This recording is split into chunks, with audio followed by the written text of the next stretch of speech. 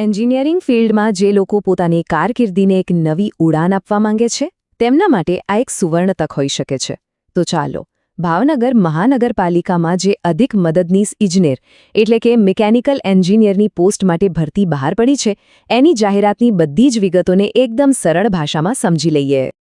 આજે આપણે શું જોવાના છીએ એની પર એક નજર નાખી લઈએ.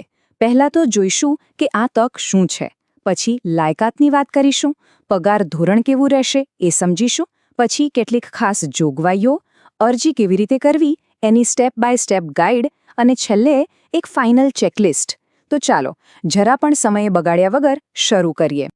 સૌથી પહેલાં આપણે એ સમજીએ કે આ ભરતી શું છે, કઈ પોસ્ટ માટે છે અને સૌથી અગત્યનું કઈ તારીખો એવી છે જે કેલેન્ડરમાં અત્યારથી જ માર્ક કરી લેવી જોઈએ. જુઓ, સૌથી પહેલી અને મહત્વની વાત, જગ્યા કેટલી છે? તો ભાવનગર મહાનગરપાલિકામાં અધિક મદદનીશ ઇજનેર એટલે કે મિકેનિકલ એન્જિનિયર માટે ફક્ત એક જ વેકેન્સી છે. જી હા, માત્ર એક. એટલે સ્પર્ધા તો ટફ રહેવાની જ છે એ વાત નક્કી છે. હવે તારીખોની વાત કરીએ તો એને ખાસ નોંધી લેજો. ઓનલાઈન અરજીઓ 9 જાન્યુઆરી 2026થી શરૂ થશે અને અરજી કરવાની છેલ્લી તારીખ છે 29 જાન્યુઆરી 2026. રાતના 12 વાગ્યા પહેલાં અરજી કરી દેવાની રહેશે. આ તારીખો ચૂકાય નહીં એનું ખાસ ધ્યાન રાખવું. ચાલો હવે સૌથી અગત્યના સવાલ પર આવીએ. આ પોસ્ટ માટે કોણ અરજી કરી શકે, શું જરૂરી લાયકાત મંગાવી છે? ચલો એના પર એક નજર કરીએ. અહીં 3 મુખ્ય વસ્તુઓ છે જે હોવી જ જોઈએ. પહેલું, કોઈપણ માન્ય યુનિવર્સિટીમાંથી BE અથવા BTech મિકેનિકલની ડિગ્રી. બીજું, કમ્પ્યુટરનું બેઝિક નોલેજ એટલે કે CCC સર્ટિફિકેટ કે એના જેવું કોઈ બીજું સર્ટિફિકેટ. અને ત્રીજું, ગુજરાતી અને હિન્દી આ બંને ભાષાઓનું સારું જ્ઞાન હોવું જરૂરી છે. હવે વાત કરીએ ઉંમરની. અરજી કરવાની છેલ્લી તારીખે મહત્તમ ઉંમર 35 વર્ષ હોવી જોઈએ.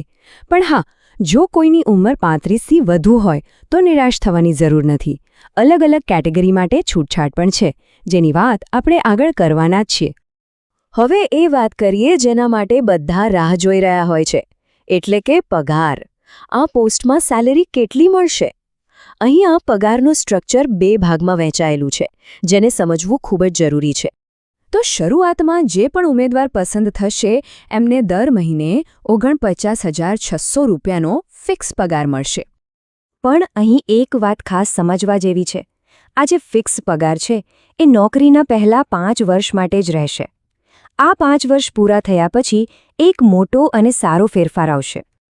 અને એ મોટો ફેરફાર આ છે: 5 વર્ષની સેવા સફળતાપૂર્વક પૂરી કર્યા પછી જે તે કર્મચારીને રેગ્યુલર પે સ્કેલમાં સમાવી લેવામાં આવશે. અને એ પે સ્કેલ છે લેવલ 7, એટલે કે 39,900થી લઈને 1,26,600 સુધીનો.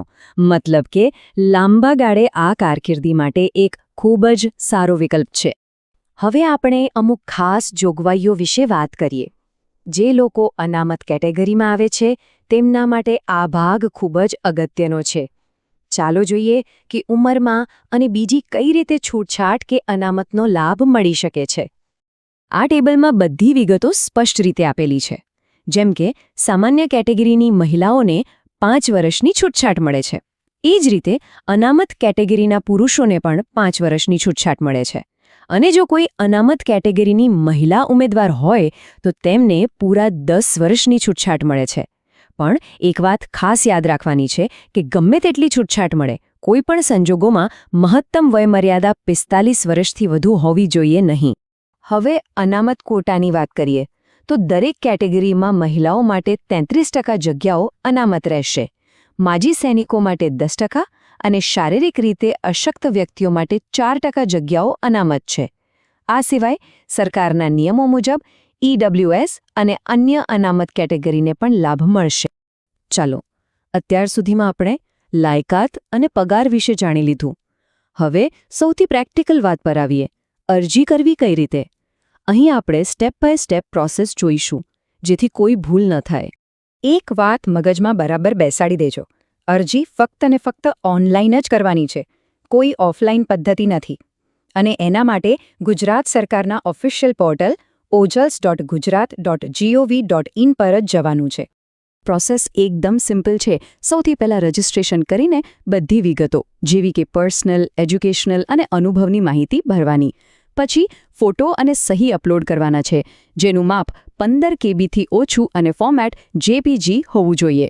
ત્રીજું અને સૌથી અગત્યનું સ્ટેપ, અરજી કન્ફર્મ કરવાનું. બધું જ બરાબર ચેક કરી લેજો, કારણ કે એકવાર કન્ફર્મ કર્યા પછી કોઈ ફેરફાર નહીં કરી શકાય. અને છેલ્લે ચલણ પ્રિન્ટ કરીને નજીકની પોસ્ટ ઓફિસમાં ફી ભરી દેવાની છે. અરજી ફી કેટલી છે એ પણ જાણી લઈએ. જે ઉમેદવારો બિન અનામત કેટેગરીમાં આવે છે એમના માટે ફી છે ₹500 અને જે અનામત કેટેગરીમાં આવે છે એમના માટે ફી છે ₹250.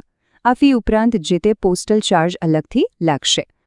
બસ, હવે આપણે લગભગ બધી જ માહિતી મેળવી લીધી છે.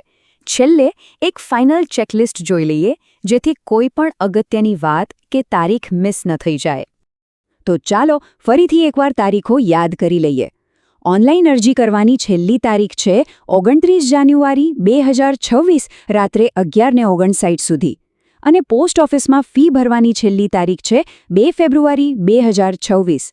અને હા, સૌથી અગત્યની સલાહ, એપ્લિકેશન કન્ફર્મ કર્યા પછી જે કન્ફર્મેશન નંબર મળે એને ખૂબ સાચવીને રાખજો. ભવિષ્યમાં એ જ કામ લાગશે. તો બધી જ માહિતી હવે તમારી સામે છે. આ તક, એનું પગાર ધોરણ અને લાંબા ગાળાના ફાયદા જોયા પછી હવે વિચારવાનો વારો તમારો છે. શું આ તક કોઈની પણ એન્જિનિયરિંગ કારકિર્દીનું એક મહત્વનું અને આગલું પગલું બની શકે છે? આ સવાલનો જવાબ હવે જાતે જ શોધવાનો છે.